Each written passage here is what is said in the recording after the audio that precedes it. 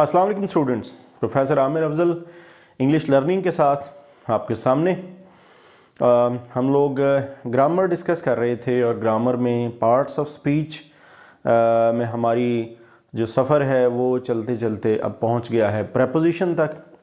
This is our grammar lecture 29 और आज जो पार्ट ऑफ स्पीच हम शुरू करने जा रहे हैं ये है प्रेपोजिशन। प्रेपोजिशन एक ऐसा वर्ड है कि जो आपको इसके नाम के अंदर प्रीपोजिशन यानी इसमें किसी एक वर्ड की कोई हम पोजीशन जाहिर करते हैं, उसकी लोकेशन जाहिर करते हैं, उसका प्लेस जाहिर करते हैं। कैसे जाहिर करते हैं कि और एक्चुअली ये होता क्या है? A preposition is a word placed before a noun or a pronoun to show in what relation the person or thing denoted by it stands in regard to something else. Meaning thereby कि एक ऐसा लफ्ज़ जो noun या pronoun की position को उस फिक्रे के अंदर जाहिर करता है, नाउन या प्रोनाउन के आपस के रिलेशनशिप को जाहिर करता है या उन दोनों के रिलेशनशिप को किसी और चीज़ के साथ या उनके रिलेशनशिप को जाहिर करता है जो उसी सेंटेंस के अंदर मेंशन की जाती है। सो अगर मैं इन शॉर्ट कहूँ तो प्रेपोजिशन एक ऐसा लफ्ज़ है जो नाउन और प्रोनाउन को प्लेस करता है या उसकी पोजीशन को जाहिर करता है एक सेंटेंस के अंदर। ये भी कहा जाता है अबाउट प्रेपोजिशन कि प्रेपोजिशन जो है इसका कोई फार्मूला नहीं है। कहा ये ज़्यादा मोस्टली स्टूडेंट्स भी इसमें बहुत ज़्यादा इसमें कंफ्यूज होते हैं। मसलन हमारे पास नाउन का एक चीज़ फार्मूला है मौजूद है, प्रोनाउन का मौजूद है, वर्ब की समझ आ जाती है, एडवर्ब भी क्लियर हो जाता है, एडजेक्टिव क्लियर हो जाता है। प्रेपोजिशन वो कहते हैं एक तो होते बहुत ज़्यादा हैं, इनकी हमें क्लासिफिकेशन का ही नहीं पता चलता। फिर बहुत सारे दो तीन ऐसे हैं, इनके पेयर्स इस तरह से हैं कि एक ही वक्त में दो लग सकते हैं और दोनों में कन्फ्यूजन ज़्यादा होता है।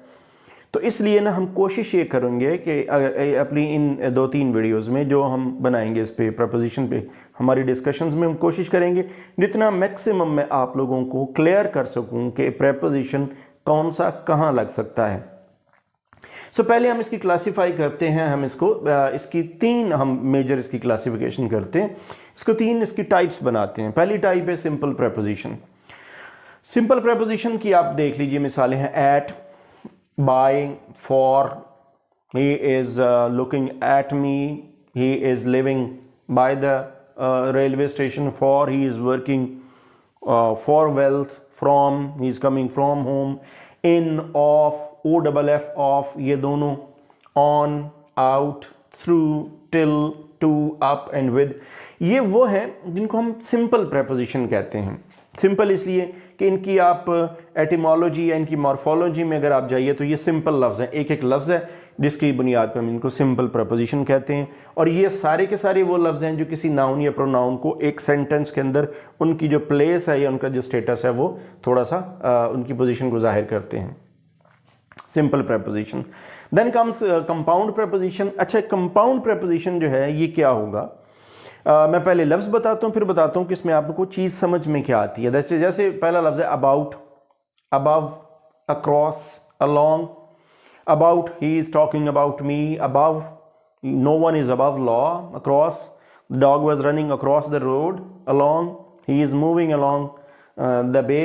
Amidst, he has performed well amidst all odds. Among, he is one of those, he is one of the best players. He is the players quarreled among themselves. The players distributed something among themselves. Around, तो इस तरह की ये जो आपके सामने आप गौर कीजिएगा, around, before, behind, below, beneath, beside, between, beyond, inside, outside, underneath, लफ्ज़ों पर गौर कीजिए तो इनमें और इनमें फ़र्क ये है कि ये 2 लफ्ज़ों का मजमुआ है। कंपाउंड प्रेपोजिशन तब बनता है बाय प्रीफिक्सिंग अ प्रेपोजिशन। एक प्रेपोजिशन के स्टार्ट में हम ए या बी लगाते हैं, ए, अ या बी, ई, बी लगाते हैं नाउन के, एडजेक्टिव के या एडवर्ब के। यानी हम अगर एक preposition के by prefixing a pronoun, एक pronoun से पहले हम ये लगाएं और किस तरह से noun, adjective या adverb के preposition को पकड़ के हम noun, adjective या adverb के साथ पहले अटैच करेंगे तो हमारे सामने ये compound preposition आ जाएगा। about जिसकी मिसाल है। अच्छा, अब इसमें फार्मूला कैसे समझ में आएगा कि जब a लगा होगा तो उसका मतलब है no, किसी चीज़ का मीनिंग जो बनता है कि कोई किसी चीज़ की निगेशन की बात हो रही है। जब बी ई का मतलब होगा तो उसका मतलब हुआ बाय, बाय मीन्स करीब या एफिलिएटेड टू। तो इसलिए अगर आप इन तमाम वर्ड्स को देखें, अबाउट, अबव, अक्रॉस, अलोंग, ठीक है, अमिडस्ट, अमंग, तो ये सारे वर्ड्स आपको यही सेंस आपको देते हुए नज़र आते हैं। दो इसकी टाइप्स हो गई। तीसरी टाइप आपके पास आ जाती है फ्रेज प्रेपोजिशंस वाली। फ्रेज प्रेपोजिशंस में देखिए ये एक पूरी फ्रेज होती है, जैसे according to, in place of, in accordance with, in regard to, in peace of, in case of, agreeably to, by dint of, in addition to, by the virtue of, by virtue of and in case of. ये वो words हैं कि जो आपके पास phrase prepositions की शक्ल में आते हैं। वजह क्या है? ये वो वर्ड्स हैं जो इकट्ठे मिलके एक मीनिंग देते हैं। According to my observation most of the students failed due to lack of hard work. In place of an adverb is or a pronoun is a word which is used in place of a noun. तो ये इस तरह से हम इन अल्फाज को use कर सकते हैं। in accordance with the law, ठीक है, in regard to the judgment, in peace of या in case of, agreeably to, तो ये सारे के सारे यूज़ होते हैं। मैंने चंद एक एग्जाम्पल्स दी। तो इस तरह हमने प्रेपोजिशन को डिफाइन किया और इसकी तीन हमने पहले काइंड्स निकाल ली, सिंपल प्रेपोजिशन, कंपाउंड प्रेपोजिशन और फ्रेज प्रेपोजिशन। एक चीज़ इसमें आज हम और डिस्कस करेंगे, वो ये कि एक क्वेश्चन बड़ा अक्सर पूछा जाता है कि बाज़ यही वर्ड्स जो होते हैं, जैसे मैंने ये ऊपर लिखे हैं, तो यही वर्ड समटाइम्स एडवर्ब के तौर पे यूज़ होते हैं और समटाइम्स ये प्रेपोजिशन के तौर पे यूज़ होते हैं। कब ये प्रेपोजिशन होते हैं और कब ये एडवर्ब के तौर पे यूज़ होते हैं, ये ज़रा समझने की ज़रूरत है। याद रखिएगा, जब लफ्ज़ कोई भी किसी वर्ब को मॉडिफाई करेगा, सेंटेंस के अंदर उसकी पोजीशन जाहिर करेगी, जब वो किसी वर्ब में कुछ ऐड करेगा, वर्ब को मॉडिफाई करेगा, वर्ब को एक्सप्लेन करेगा, उसमें कुछ ऐड करेगा, तो वो बनेगा आपका एडवर्ब। और अगर वो क्वालिफाई कर रहा है, हेल्प कर रहा है या पोजीशन जाहिर कर रहा है किसी नाउन या प्रोनाउन की, तो फिर वो प्रेपोजिशन बनेगा। किस तरह से? एडवर्ब की मिसाल है I could not come before. यहां बिफोर जो है वो कम को एक्सप्लेन कर रहा है, मींस ये वर्ब को कर रहा है, तो यहां ये एडवर्ब है। I came the day before yesterday, यहां ये बिफोर जो है वो नाउन या प्रोनाउन को जाहिर कर रहा है, प्रोनाउन या प्रोनाउन के साथ लिंक को जाहिर कर रहा है।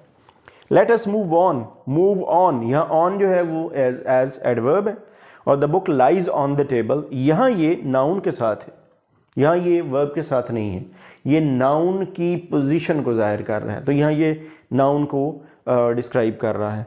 I have not seen him since, तो यहाँ सिंस जो है वो एक एडवर्ब को जाहिर कर रहा है, यानी एक वर्ब को जाहिर कर रहा है और यहाँ ये किसी वर्ब को एक्सप्लेन कर रहा है। और I have not slept since yesterday, यहाँ ये आपके पास नाउन या प्रोनाउन को जाहिर करता हुआ, उसको एक्सप्लेन करता हुआ नज़र आता है।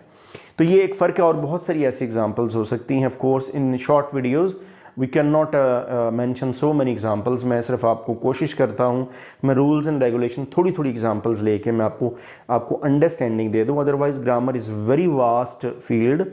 चंद एक कमेंट्स में और चंद एक स्टूडेंट्स को ये भी मैंने कहते हुए सुना है कि शायद एग्जांपल्स कम होती हैं या ये जो वीडियोस हैं इसमें मटेरियल कम है। उसकी वजह सिर्फ ये है कि बहुत ज़्यादा लेंथी एक्सरसाइजेज जो हैं उनमें हम नहीं जा सकते। I can confine myself only to the definitions with the help of certain few examples, क्योंकि ग्रामर मैंने बताया बहुत वास्ट फील्ड है, तो आपने ये प्रैक्टिस जो है वो अपनी ग्रामर की बुक्स से करनी है।